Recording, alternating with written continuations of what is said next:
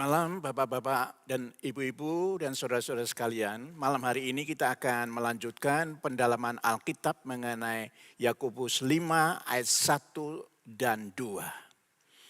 Tapi sebelum kita membicarakan lebih lanjut, kita akan bersama-sama masuk dalam doa terlebih dahulu.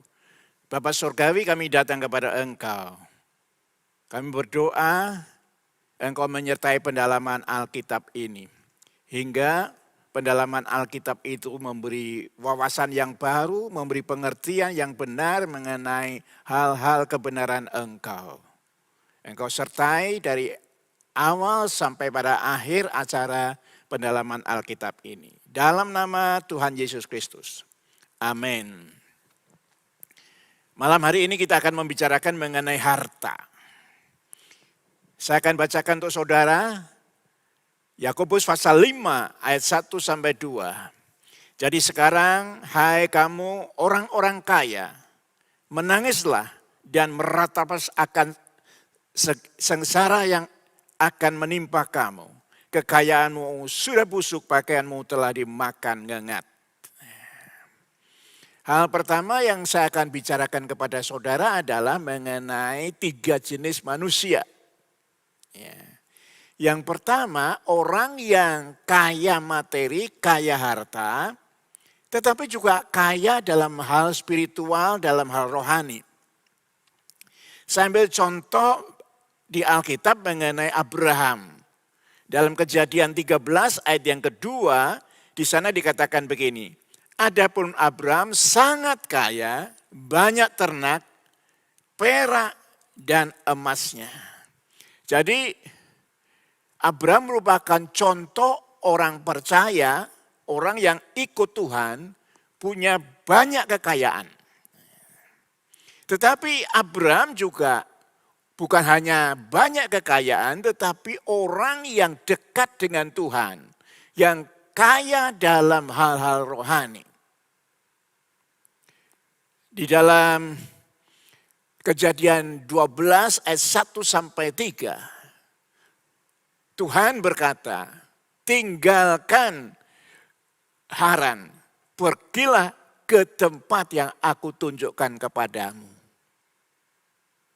Dan kita membaca ayat 4, maka berangkatlah Abraham dari Haran ke arah kemana Tuhan tunjukkan tempatnya. Padahal di Haran, Abraham sudah kaya, punya banyak ternak, punya banyak emas, punya aset, punya perkebunan, pertanian, ada banyak. Tetapi dia berani tinggalkan itu karena dia orang yang percaya bahwa perintah Tuhan itu harus diikuti. Tidak mudah ketika kita hidup mapan lalu kemudian Tuhan berkata, aku akan utus engkau ke tempat yang nanti aku tunjukkan. Kita tidak tahu kemana kita diutus. Tentu tidak mudah buat kita. Hanya orang-orang yang tidak mapan hidupnya yang akan lebih mudah berkata, ya udah daripada saya hidup di sini seperti ini, saya ikut aja jalan Tuhan. Kemanapun siapa tahu nasib saya lebih baik. Tapi di dalam kemapanan, Abraham taat pada firman Allah. Lalu Alkitab juga menyebut bahwa Abraham adalah bapa orang percaya. Dia menjadi satu contoh bagaimana iman kepada Tuhan itu harus dibangun. Ya. Hingga walaupun dia harus menunggu 25 tahun anak Ishak, dia tetap taat. Itu. Alkitab berkata bahwa Abraham adalah sahabat dari Allah. Jadi hal-hal atau data-data yang saya sampaikan menunjukkan bahwa dia punya kehidupan rohani yang baik. Jadi punya materi, punya harta banyak, tetapi kerohanian juga bagus. Nah, nampaknya Abraham mengajar anaknya untuk serupa dengan dirinya, yaitu Ishak.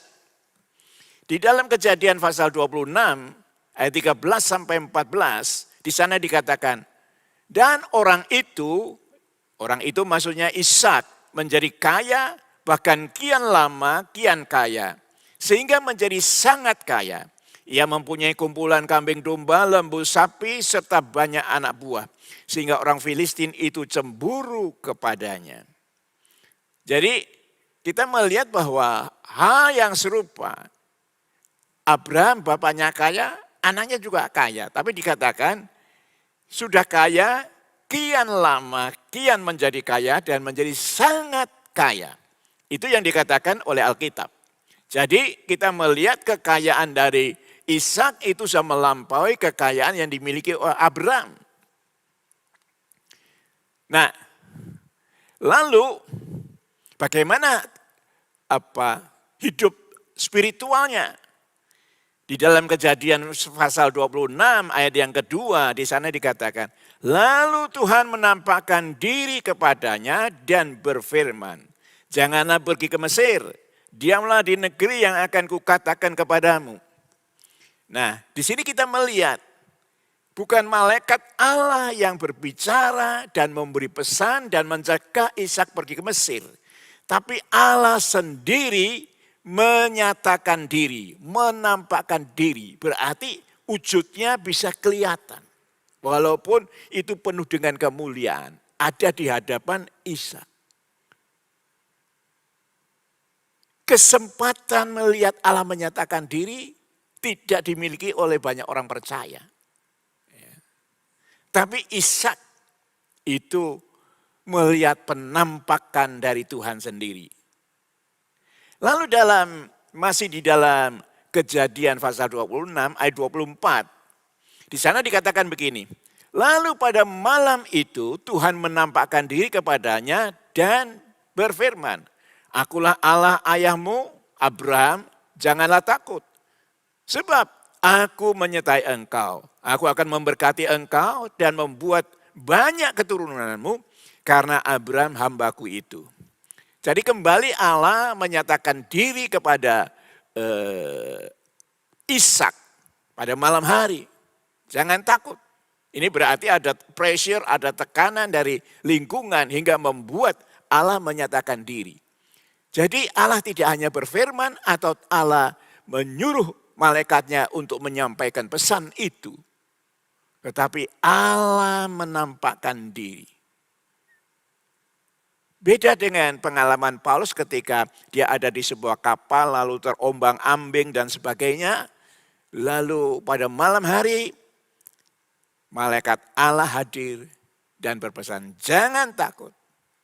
Tidak ada yang akan mati penumpang di dalam kapal ini. Tapi harta mereka akan hilang semua karena kapal ini akan kandas. Jadi Paulus saja rasul yang luar biasa, tidak serta-merta senantiasa Allah yang menyatakan diri. Tetapi dalam kisah itu malaikat Allah yang menyatakan diri, lalu menyampaikan berita yang memberi kekuatan, penghiburan kepada Paulus untuk disampaikan kepada awak kapal. Itu hal pertama yang saya sampaikan kepada saudara. Pak Gun, ini sebuah kondisi yang ideal. Ya. Yeah. Tapi sebenarnya bukan cuma ideal, tapi memang sebuah keharusan ya. Yeah. Harusnya orang percaya demikian. Gitu.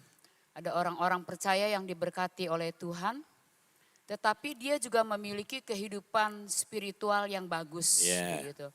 Istilahnya yang tadi Pak Gun pakai adalah kaya jasmani, tetapi kaya rohani. Secara rohani juga. Begitu.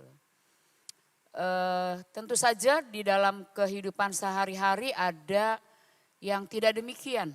Ya. Dia kaya secara jasmani tetapi tidak kaya secara rohani. Bisakah Pak Gun menjelaskan mengenai hal ini?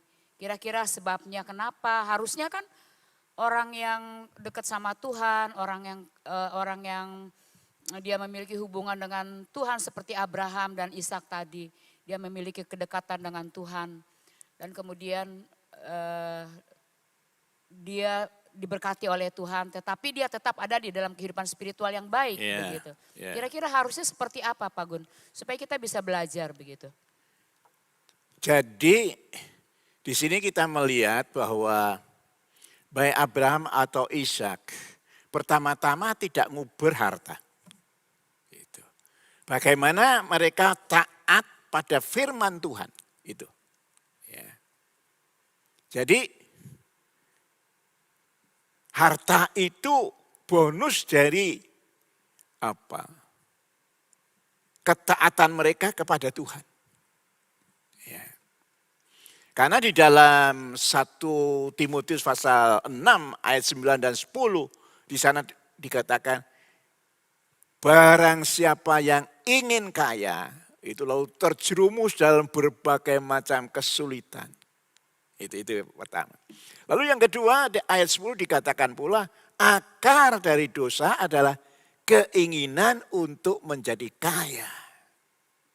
Jadi menjadi kaya itu sesuatu yang boleh. Tetapi ingin kaya lalu nguber sampai kemudian firman Tuhan. Kehendak Tuhan. Perintah Tuhan tidak kita taat. Nah di situ kita salah. Kita lalu lebih fokus pada mencari harta lebih daripada mencari Tuhan. Gitu. Berarti fokus motivasi. Ya. Artinya apa yang kita cari. Kalau carinya Tuhan, bonusnya harta. Kalau fokusnya harta, belum tentu kita dapat Tuhan. Kita bisa menurut 1 Timotius pasal 9 dan 10. Pasal 6 ayat 9 dan 10. Itu justru orang yang pengen kaya malah terjerumus dalam berbagai dosa. Berarti yang pertama adalah kekayaan itu adalah bonus daripada kedekatan atau ketaatan kita kepada Tuhan. Tetapi ketika bonus itu sudah kita terima, kita tetap harus menjaga supaya jangan sampai bonusnya itu lebih menarik hati kita daripada yang memberikan bonus itu begitu kira-kira ya. Karena kan ini godaan Pak Gunawan ya, karena di dalam kekayaan, di dalam kita bisa melakukan apa saja kemudian itu bisa membuat menjadi sebuah godaan, orang cenderung kemudian lebih fokus, lebih menikmati bonus itu daripada kemudian dia yang mendekat kepada Tuhan. Kira-kira ada warning seperti itu ya? Nah, saya mau lanjutkan dengan jenis manusia yang kedua. Nah ini miskin materi, kaya rohani. Kalau tadi yang nomor 1 adalah kaya materi, kaya rohani. Yang kedua miskin materi, kaya rohani. Jadi di dalam 2 Korintus pasal 8 ayat 2 disampaikan mengenai kondisi jemaat Makedonia yang miskin. Saya bacakan, selagi dicobai dengan berat dalam berbagai penderitaan, sukacita mereka meluap meskipun mereka sangat miskin, namun mereka kaya dalam kemurahan. Jadi jemaat di Makedonia ini luar biasa. Sudah sangat jelas Alkitab berkata mereka sangat miskin. Dicobai dengan berat berbagai penderitaan. Artinya untuk makan hari ini belum tentu ada itu uang. Lalu masih ada tekanan-tekanan dari orang-orang yang tidak suka kekristenan yang menekan hidup mereka. Tapi dikatakan mereka sukacita mereka meluap. Waduh ini luar biasa ini. Bahkan Alkitab mengatakan di tengah kemiskinan mereka menyisihkan uang yang mungkin tidak banyak. Untuk dikirim kepada orang-orang yang ada di Yerusalem. Kan di Yerusalem ada kelaparan yang berjalan beberapa waktu. Nah mereka berkata, aku mau andil walaupun tidak banyak. Wah luar biasa. Ini kan Alkitab sudah sangat menjelaskan, sangat miskin. Wah ini apa ya? Kita lihat biasanya sangat miskin ini Lalu hubungannya dengan berharap dapat pertolongan orang yang lebih kaya, kan begitu. Tapi ini tidak. Ini sangat miskin tetapi mereka punya kapasitas rohani yang dalam. Di tengah penderitaan mereka dikatakan sukacita, lalu kaya dalam kemurahan. Dari di sini kita ngelihat walaupun mereka miskin tetapi mereka punya nilai-nilai value-value yang pantas untuk diteladani. Itu. Pak Gun, kaya rohani, tapi kok miskin? Ini kan bisa menjadi bisa menjadi perdebatan begitu, atau menjadi pergumulan buat seseorang. Kaya rohani baik, sukacita ketika menderita, kok miskin begitu? Jadi saya ngelihat gini, ada sisi pandang yang beda antara dunia dan Tuhan. Kalau parameter atau dari aspek dunia, orang sukses itu yang pertama kaya. Ya, kalau enggak kaya belum sukses. Yang kedua, kedudukannya tinggi. Kalau kedudukan enggak tinggi, cuma jadi kepala bagian, belum.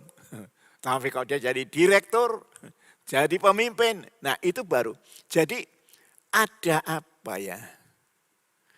ada pandangan bahwa kekayaan, kedudukan yang tinggi itu ukuran untuk sukses. Itu. Nah ini beda dengan cara Allah melihat orang percaya. Tuhan tidak melihat dari sisi itu. Tuhan melihat batin, karakter seseorang. Orang boleh tidak kaya, tidak punya kedudukan. Tapi kalau karakternya bagus, Tuhan berkenan. Gitu. Jadi di sini kita melihat ada firman Allah yang berkata, manusia melihat lahiriahnya, Allah melihat batinnya.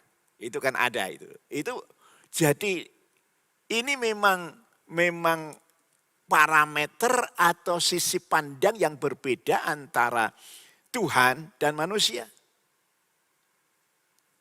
Manusia berkata sukses, ya banyak kekayaan. Sukses, kedudukannya paling tinggi, dimuliakan. Tapi bagi Tuhan bukan itu. Bagaimana kehidupan spiritualnya, bagaimana karakternya. Menjadi contoh, menjadi teladan buat banyak orang. Nah itu lebih dinilai oleh Tuhan. Jadi bagi Tuhan bukan jumlah kekayaan. Karena kekayaan seberapapun kaya, ketika seseorang meninggal dunia tidak ada satupun yang akan dibawa. Ya. Jadi memang yang harus dibangun adalah bagaimana ketika kita ada kesempatan untuk hidup. Kita menjadi berkat buat orang lain. Nah itu yang dianggap kaya oleh Tuhan. Ya, jadi memang ada sisi pandang yang beda antara dunia dan surga. Kita ngumpulin yang sifatnya sementara. Tuhan mau kita ngumpulin yang sifatnya kekal. Ya, kemanusiaan, iman kepada Tuhan dan sebagainya. Itu yang namanya kaya di hadapan Tuhan. Berarti kita harus mempertajam pemahaman mengenai Abraham dan Ishak yang mendapatkan reward dari Tuhan karena kesetiaan dan kebaikannya dengan kelimpahan di dalam materi ya, bahwa reward itu bukan selalu harus dalam bentuk materi begitu. Tetapi yang ukuran kaya di hadapan Tuhan itu bukan kaya secara keuangan, secara finansial begitu, tetapi kayak kebesaran hati, kebaikan hati, kemurahan, iman pada Tuhan. Ya, iman kepada Tuhan. Bahkan kalau kita melihat contoh orang Makedonia sangat miskin tapi bisa sukacita, Pak Gun. Ini mungkin sesuatu yang harus dipelajari sungguh-sungguh ya. Dia sangat miskin, bukan cuma miskin tetapi 2 Korintus 8 ayat 2 adalah dicobai banyak penderitaan. Dan kemudian sangat miskin mereka. Tetapi sukacita mereka itu meluap. Ini Melimpah. sebuah contoh yang baik bahwa ukuran daripada iman kepada Tuhan itu atau kedekatan kepada Tuhan itu tidak harus menjadi orang kaya begitu. Iya. Atau tidak harus menerima kekayaan. Betul. Kaya tapi dia tidak sukacita, apa artinya? Mungkin begitu? Iya, betul. Jadi saya ambil contoh ya, seperti Lot. Bagi Lot lebih baik pisah dari Abraham, bapak orang percaya, demi tanah yang subur. Itu. Jadi Lot itu orientasinya harta, kedudukan. Memang itu tanah sudah tidak bisa nampung, tetapi lalu itu terpisah antara Lot dan Abraham. Nanti diceritakan mereka bisa ketemu ketika Lot ditawan oleh musuh dan Abraham yang menyelamatkan. Jadi jangan sampai pertemanan kita dengan orang-orang yang punya kehidupan spiritual yang bagus, kita tinggalkan demi harta. Itu jauh lebih penting kumpul dengan orang yang rohani daripada waktuku habis dengan orang ini. Gitu. Aku mau harta. Ya. Jadi ada pepatah yang berkata, dengan siapa kita berkumpul ya kira-kira kita seperti itu. Kumpulnya dengan orang rusak ya kita bisa jadi rusak. Kita kumpul dengan orang sukses, kita bisa menjadi orang sukses. Nah, kita melihat bahwa Lot lebih baik pisah dari Abraham. Lalu kemudian fokus harta. Dan apa yang dikatakan 1 Timotius pasal 6 ayat 9 dan 10 terjadi. Dia hancur di situ. Berarti intinya kita harus memilih konsep atau pemahaman tentang kekayaan itu sesuai dengan sudut pandang dari Tuhan, begitu ya, bukan dengan sudut pandang kita atau dari sudut pandang masyarakat secara umum begitu mengenai kekayaan jasmani dan kekayaan rohani. Begitu. Pak Gun, mungkin kita ingat ya ada lagu Pantai Kosta dulu itu, biar kita miskin di sini asal kaya di surga. Tapi kan banyak orang bilang maunya kaya di sini, kaya di sana juga begitu. Tapi kalau bisa sih jangan miskin di sini begitu. Tapi itu sebuah contoh ya, sebuah teladan bagaimana orang-orang percaya dulu, termasuk hamba-hamba Tuhan dulu yang di desa-desa dan segala macam. Mereka benar-benar mempertunjukkan iman dan kedekatan kepada Tuhan sekalipun di dalam pelayanan dan tantangan dan kehidupan mereka, mereka itu miskin, mereka itu makan juga susah, kira-kira begitu. Ya, jadi lagu ini muncul pada periode perintisan gerakan Pantekosta. Ya. Jadi awal. Nah, di awal itu ada beberapa tokoh gereja Pantekosta yang kemudian nanti namanya sangat terkenal. Saya tidak mau sebut itu. Mereka itu kerja, kalau sekarang istilahnya di Pertamina, KLM. Ya, ada beberapa tokoh yang tahu bahwa kalau jadi hamba Tuhan tidak ada yang menggaji. Tahu kalau menjadi hamba Tuhan dia harus menyiapkan dana yang ada dalam tabungan untuk jiwa-jiwa. Lalu di tengah mereka itu mengorbankan semua harta yang ada demi bisa melayani pekerjaan Tuhan. Muncul lagu-lagu seperti itu. Membuang diri ke ladang Tuhan dan sebagainya. Jadi bagi mereka apa ya? Jadi hamba Tuhan itu bukan mempersembahkan hidup kita kepada Tuhan. Itu kan yang sekarang. Yang dulu itu kalau jadi hamba Tuhan itu tanda kutip pasti hidup secara jasmani sengsara. Semua tabungan bisa habis. Tabungan dari orang mapan itu habis. Nah, itu sebabnya kita harus memberi penghargaan kepada mereka-mereka yang ada di pionir, yang hartanya dulu banyak, posisinya tinggi, demi mengabarkan Injil, demi pekerjaan Tuhan, semuanya ditinggalkan. Jadi dalam pengertian semacam itu ya, jadi kemudian dalam perjalanan menurut saya spirit ini tergerus. Jadi hamba Tuhan kecil nggak apa-apa asal formulanya gede kan. Ini yang bahaya. Melihat bukan berapa jiwa yang bisa dimenangkan, tapi berapa banyak cuan yang bisa diperoleh. Gitu. Berarti bisa berani untuk melepaskan harta,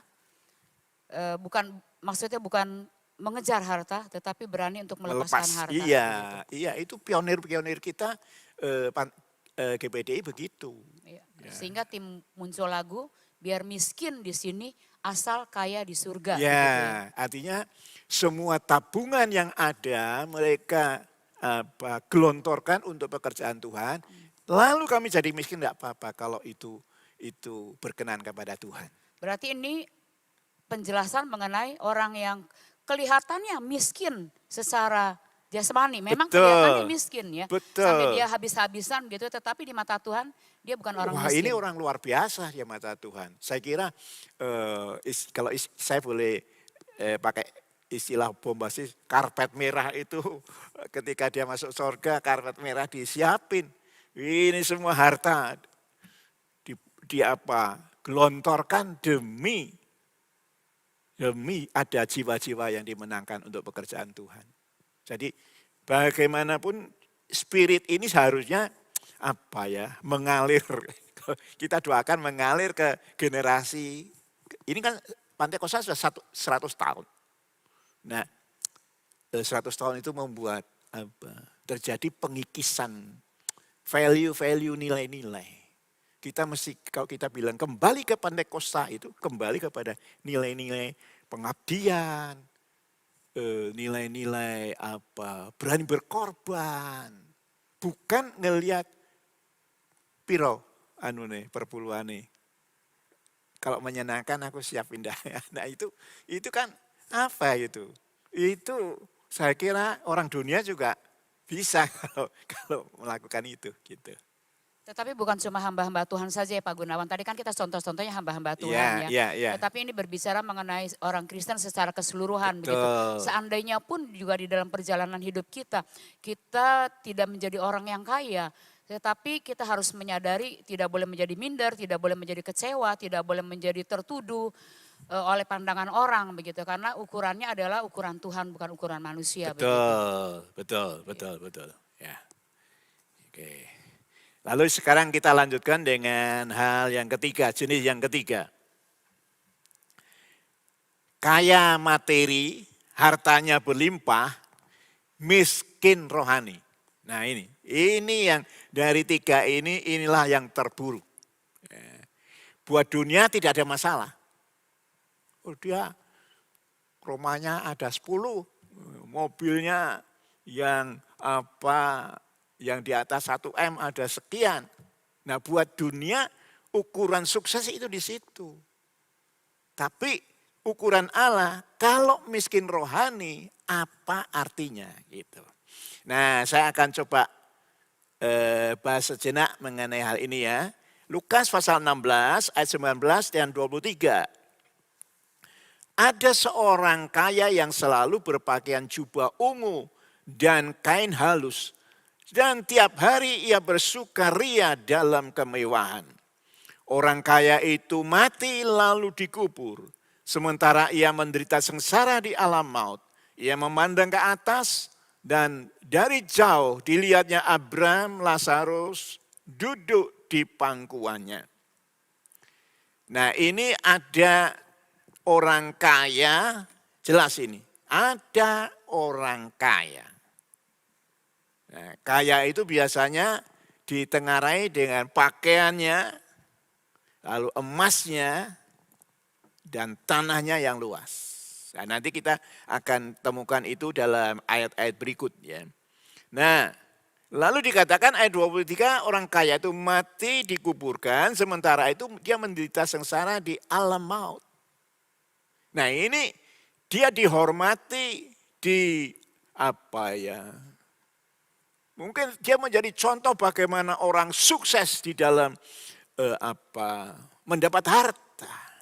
Tapi Alkitab berkata dia masuk neraka. Itu.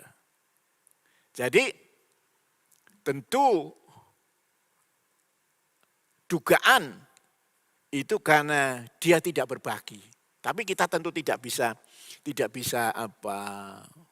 karena Alkitab tidak menyebutkan apa-apa. Ya. Orang yang tidak mau berbagi saya pikir juga dia tidak mencari Tuhan. Ya. Udah tidak mencari Tuhan, lalu hanya sibuk dengan sukses duniawi itu, lalu tidak mau berbagi, lalu ada Lazarus yang kudisen, dia tidak menolong. Padahal itu di depan pintu gerbangnya. Lalu Alkitab berkata, ketika mati, dia masuk neraka.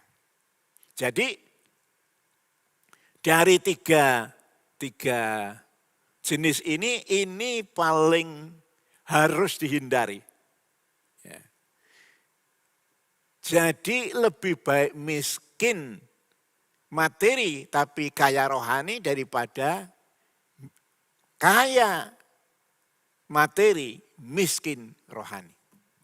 Karena itu berkaitan nanti dengan hukuman kita di neraka. Itu contoh. Kaitannya dengan sengsara di alam maut, Pak. Iya, itu kan jadi neraka. Serius ya. Ya, serius sekali. Dan ini Yesus sendiri yang menceritakan perumpamaan ini. Ini perumpamaan, tetapi Yesus kan perumpamaan itu tidak jauh dari kebenaran. Ya, jadi memang ini serius sekali itu. Jadi jangan sampai, makanya Alkitab berkata orang yang ingin kaya. Itulah. Jadi kok kaya itu sebagai akibat dari kita dekat dengan Tuhan, melayani Tuhan, lalu kita melakukan menabur kebaikan, itu kan bagus. Yang kita uber bukan kayanya, tapi kita menjadi orang yang bermakna.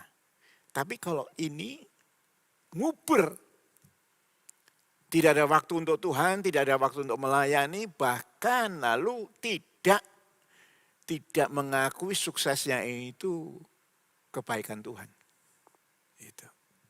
Kayaknya itu sendiri oke, tetapi ketika kita diberikan kekayaan oleh Tuhan, kita harus menyadari bahwa ada hal-hal yang perlu kita perhatikan. Betul. Termasuk kedekatan kita dengan Tuhan, kemudian mungkin juga perhatian kita kepada orang lain, kira-kira begitu ya Pak Gun ya. Jadi ada tanggung jawab yang lebih besar.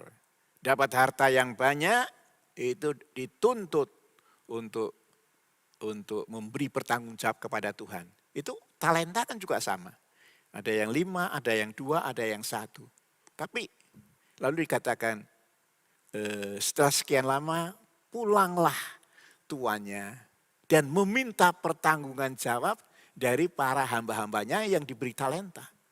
Itu artinya kalau Tuhan titipkan kita kepintaran, Tuhan titipkan kita kemampuan, Tuhan titipkan harta, titipkan macam-macam dalam hidup kita, semuanya harus dipertanggungjawabkan kepada Tuhan.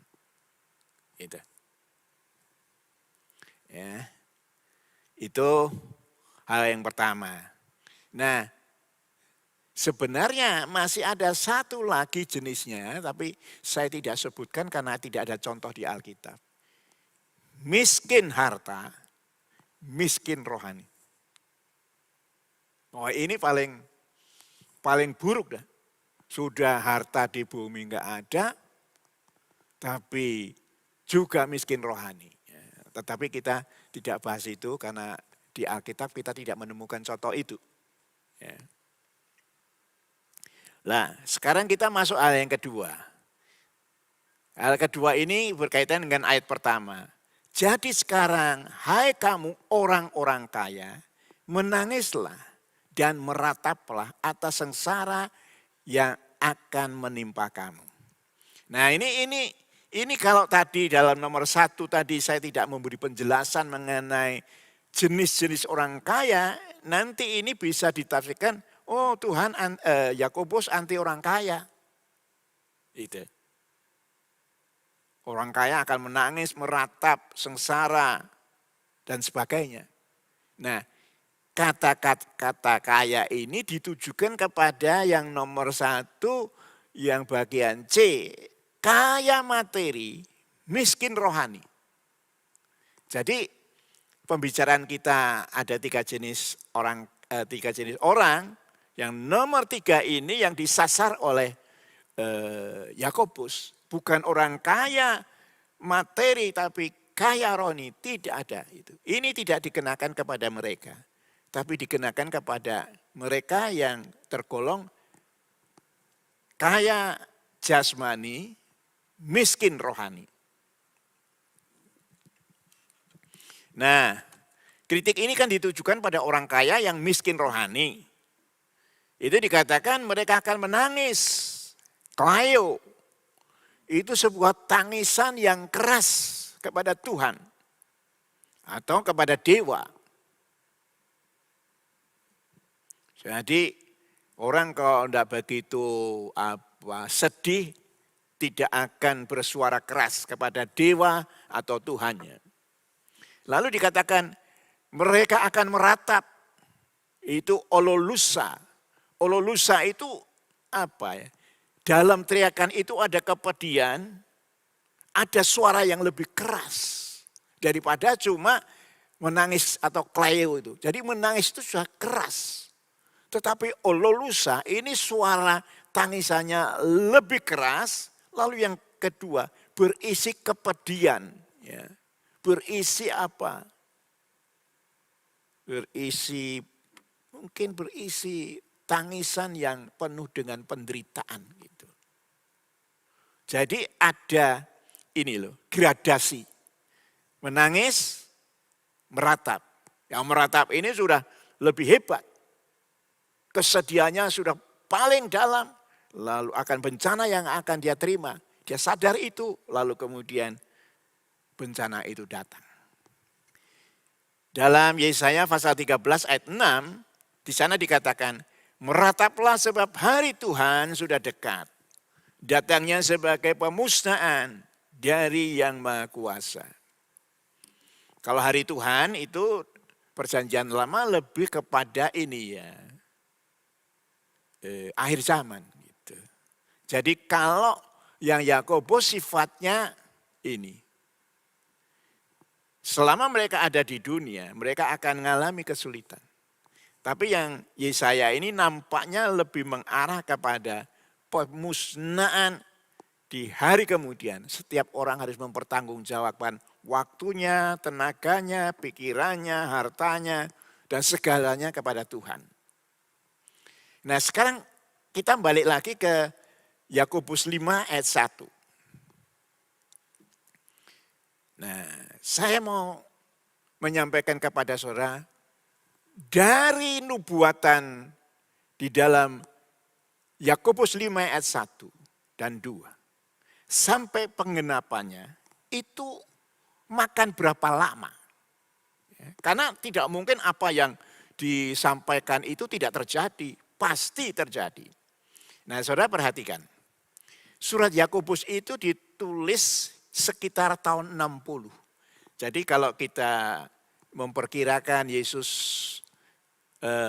disalib tahun 33 atau sampai 35 begitu ya. Masehi berarti ada 25 tahun setelah kematian Yesus dan kebangkitannya itu Yakobus menuliskan surat Yakobus 1 sampai 5. Tahun 60. Lalu berdasarkan sejarah tahun 70 Yerusalem dihancurkan oleh Jenderal Titus. Jenderal Titus adalah jenderal dari pasukan Roma. Nah itu dikepung memang cukup lama untuk menghancurkannya. Karena itu temboknya tebal dan mereka punya stok makanan yang cukup. Kelihatannya lebih dari 1 tahun. Tapi kemudian kan akhirnya logistik makin menipis. lalu terjadi kelaparan, terjadi kurang air, terjadi sakit penyakit. Lalu yang terakhir adalah karena mereka tidak tahan dengan dengan kelaparan karena dikepung nggak bisa keluar dari kota itu. Mereka merusak tembok itu, ada bagian yang dirusak lalu mereka lari. Ya. Tapi mereka yang lari semuanya tertangkap dan disembelih oleh Jenderal Titus.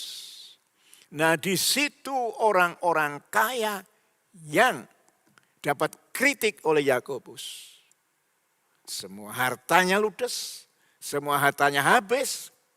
Dan mereka kalau tidak mati, ya mereka akan dibawa tertawan sebagai budak. Jadi itu sebabnya peringatan, jadi gini. Apa yang disampaikan Yakobus ini peringatan kepada orang-orang kaya. Kamu bertobat dong. Kamu berubah dong. Jangan mamon itu menjadi ilah bagimu. Cari Tuhan. Kalau ada kelebihan, bagikan kepada orang lain. Nah, tapi nampaknya mereka tidak ambil pusing dengan nasihat yang ada pada kitab Yakobus. Nah, 10 tahun setelah nasihat itu, nubuat itu dituliskan. Apa yang dinubuatkan terjadi. 10 tahun. Jadi ini bukan nasihat dari Yakobus, bukan nasihat yang setelah sekian lama baru terjadi. 10 tahun. Jadi tahun 60 ditulis, tahun 70 Yerusalem hancur. Jadi apa yang disampaikan oleh Tuhan itu pasti terjadi. Jangan ngentengkan, oh ini tulisan lama, masih lama, belum tentu. Nah, bagaimana Yakobus bisa tahu bahwa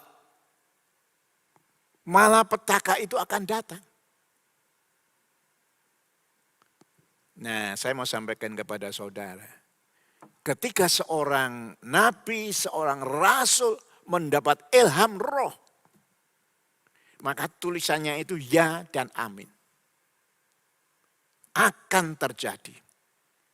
Jadi orang-orang kaya di Yerusalem mengalami apa yang disebut klaio. Tangisan yang keras. Mengalami ololusa. Bukan cuma lebih keras, tapi di dalamnya ada rintian kepedihan hati. Dialami 10 tahun setelah penulisan ini. Nah, saya akan bacakan untuk saudara di dalam 2 Petrus 1 ayat 21. Sebab tidak pernah nubuat dihasilkan oleh kehendak manusia. Tetapi oleh dorongan Roh Kudus orang berbicara atas nama Allah. Jadi berita yang benar dari Tuhan itu ilham roh. Dan kalau itu Tuhan berkata akan terjadi, pasti terjadi. Nah itu pelajaran yang kita bisa petik pada bagian yang kedua dari surat Yakobus. Pak Gun, kalau ngelihat ayat-ayat ini benar-benar sebuah peringatan ya untuk orang kaya, dan kita harus menyadari bahwa apa yang ditulis oleh firman Tuhan itu memang sebuah peringatan begitu. Yeah. Ini mengingatkan, ya betul. Sebuah peringatan begitu ya. Bukan hanya sekedar kritik, tapi mengingatkan supaya apa yang akan terjadi itu tidak terjadi. Iya. Ketika kita memperhatikan dan kemudian kita menjalankan apa yang diperintahkan, kita bisa terhindar. Yeah. Karena tadi saya melihat ada kata-kata yang sebenarnya sangat menakutkan. Ada bencana, kemudian ada ratapan, dan kemudian ada sengsara yang bisa akan menimpa orang-orang kaya yang kaya secara materi tetapi dia tidak kaya secara rohani. Ya. Berarti ada hal-hal yang bisa terjadi seperti yang tadi Pak Gun menjelaskan mengenai apa yang terjadi di Yerusalem ketika dikalahkan oleh Jenderal Titus, sehingga kekayaan mereka itu udah nggak bisa nolong mereka lagi begitu ya. Apa yang mereka kumpulkan, apa yang mereka fokus untuk mencari mendapatkannya, tiba-tiba itu ketika ada bencana datang sudah tidak bisa menolong mereka lagi begitu. Ini harus disadari begitu ya. Jadi peringatan buat orang-orang kaya bahwa di tengah-tengah kekayaan kita, kita harus mempunyai waktu kira-kira gitu untuk lebih dekat kepada Tuhan begitu Pak Gun ya. Betul. Pak Gun, kalau kita ngelihat zaman sekarang ya, zaman sekarang kan kelihatannya kan semua fokus itu seakan-akan kepada materi begitu. Ukurannya adalah materi, ukuran kesuksesan materi, dan orang berlomba-lomba untuk mencari materi. Bukan berarti zaman dulu tidak, tetapi kelihatannya sekarang itu fokus hidup manusia itu adalah uang begitu, materi. Sehingga ini benar-benar sebuah peringatan buat kita, firman pada sore hari ini, bahwa kita jangan sampai lupa begitu.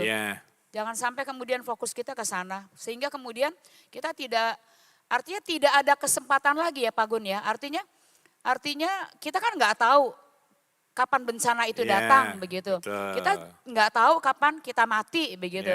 Kita tidak tahu bagaimana keadaan bisa berubah. Betul. Yang tiba-tiba orang kaya bisa tiba-tiba dalam kondisi ekonomi, politik dan sebagainya di sebuah negara bisa kemudian tiba-tiba berubah menjadi miskin dan harta itu tidak bisa menolong kita begitu. Betul. Mungkin ini hal-hal yang harus diperhatikan kira-kira begitu Pak Gun. Nah, saya ingat cerita atau berita yang ada mengenai orang kaya di Turki yang punya 37 hotel dan mall. Gedung-gedung besar.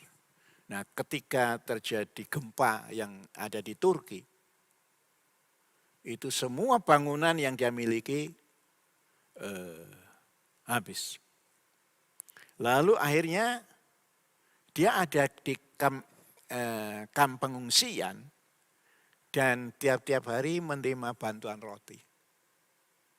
Apa yang dulu roti itu tidak ada harganya, sekarang kalau dapat sepotong, 2 potong begitu, dia sudah senang. Dia berkata, semua hartaku habis. Nah, ini contoh mengenai yang real, yang kan mengenai Turki kena bencana itu kan baru mungkin tahun lalu. Itu kekayaannya saya kira sudah bukan miliar, triliun kalau 37 hotel, mall atau bangunan-bangunan yang besar.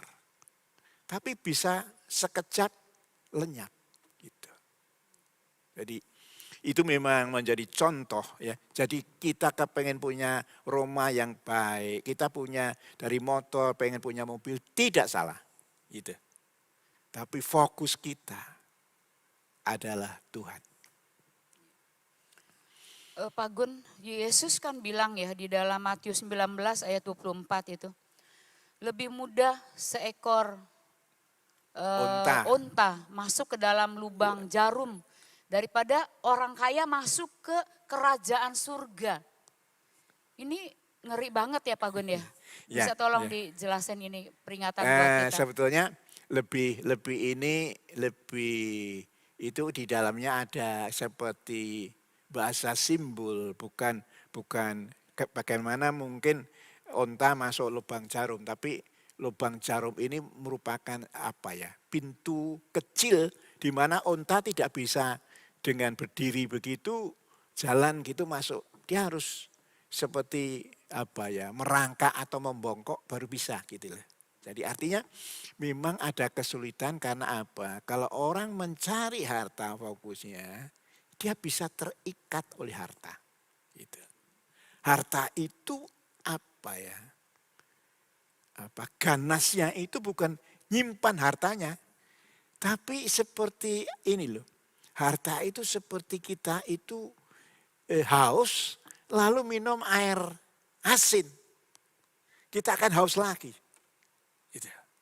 Itu sebabnya orang di tengah laut bisa saja minum air laut. Tapi hausnya tidak akan pernah berhenti. Nah kalau yang tidak pernah berhenti kan itu namanya serakah. Mamon akan menjadi sayangan daripada Tuhan. Jadi ini mau mengajarkan hati-hati loh, di dalam apa harta itu ada kekuatan tertentu yang membuat kita itu lalu bisa terikat, kita itu jadi serakah. Itu tidak ada berhentinya untuk mencari lalu mengabaikan Tuhan dan nilai-nilai kemanusiaan yang harusnya kita lakukan. Itu. Jadi yang harus diperhatikan adalah peringatan ini bukan cuma untuk orang yang sudah kaya.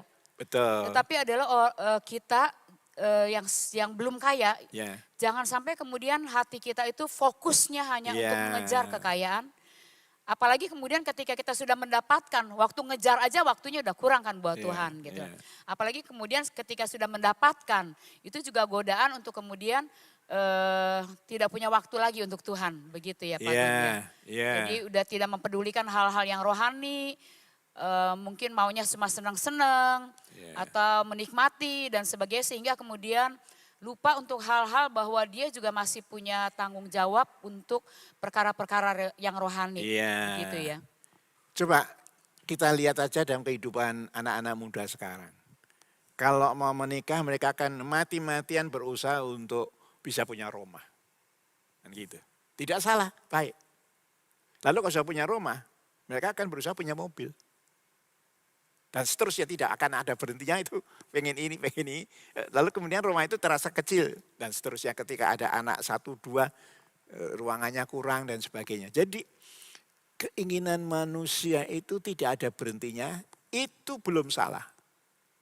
Tapi kalau itu lalu mengabaikan hal-hal spiritual, mengabaikan nilai-nilai kemanusiaan yang harusnya ada pada kita. Nah, di situ letak kesan kita.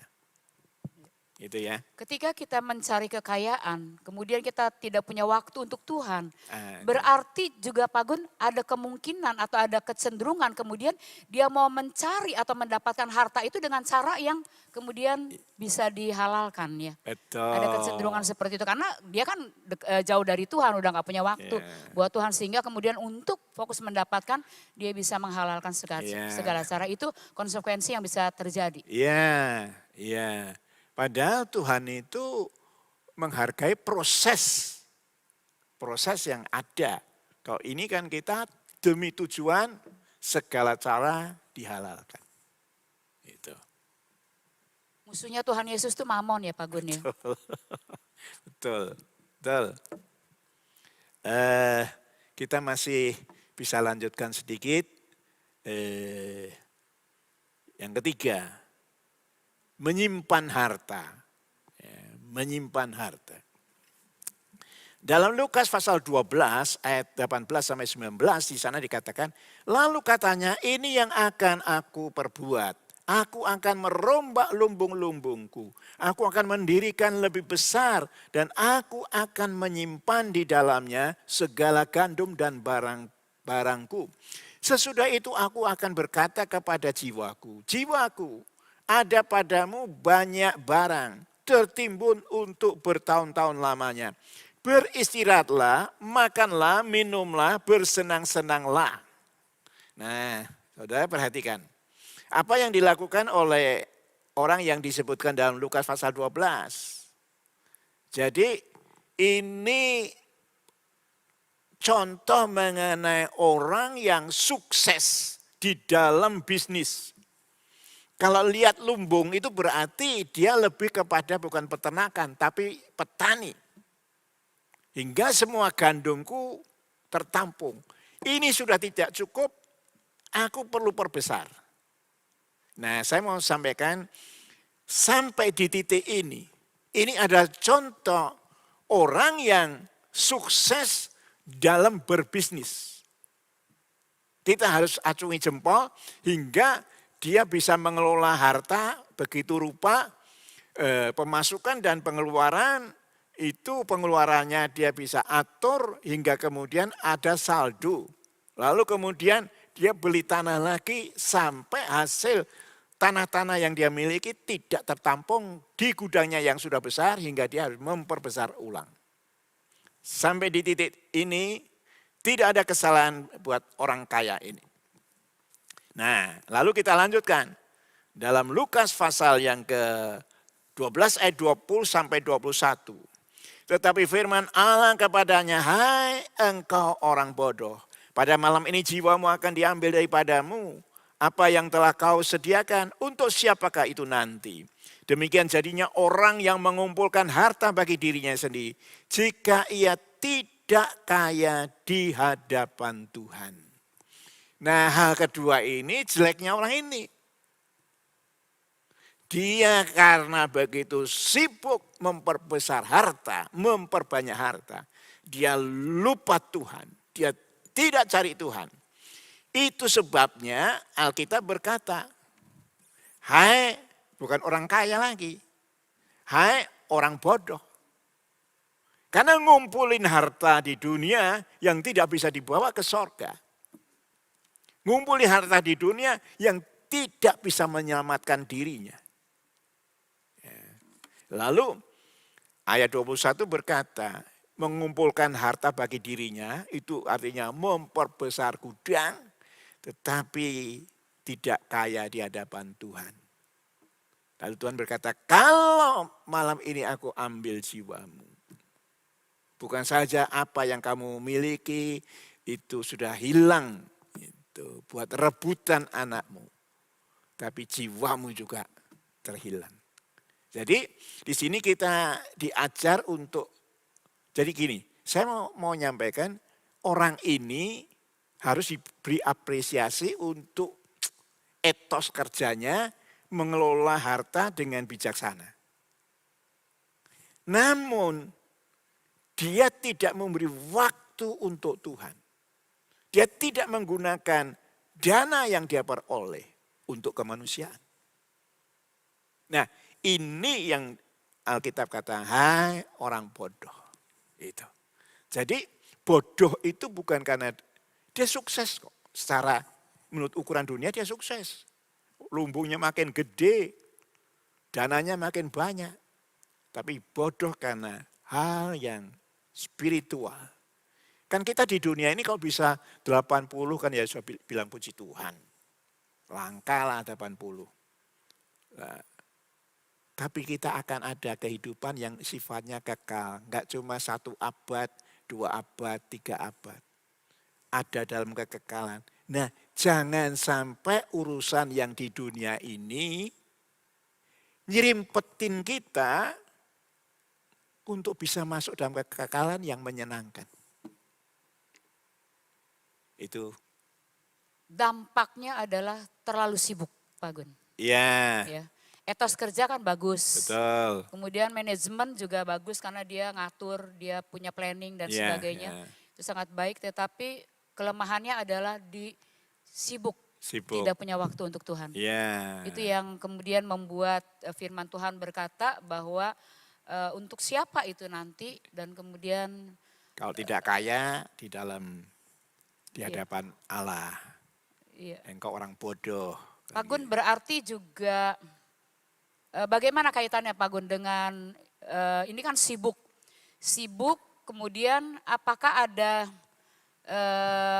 dampak daripada ikatan, sudah terikat sekali dengan pekerjaan, sudah terikat sekali dengan mencari harta, sehingga kemudian ya udah lupa segala-galanya, kira-kira begitu. Iya, jadi ini khususnya buat orang-orang yang tidak dekat dengan Tuhan. Yang tidak dekat dengan Tuhan. Itu kalau dia sudah mulai terikat oleh harta, mau terus nyari harta, Tuhan itu diabaikan. Tuhan tidak mendapat tempat. Padahal hidup di dunia itu kan cuma sementara. Ya ada yang 60, 70, 80, ya 90 itu kita sudah mungkin tidak bisa jalan. Andai kata 75 sampai 80 lah. Tapi ada yang sekian kali lipat lamanya itu akan kita hadapi dalam kekekalan.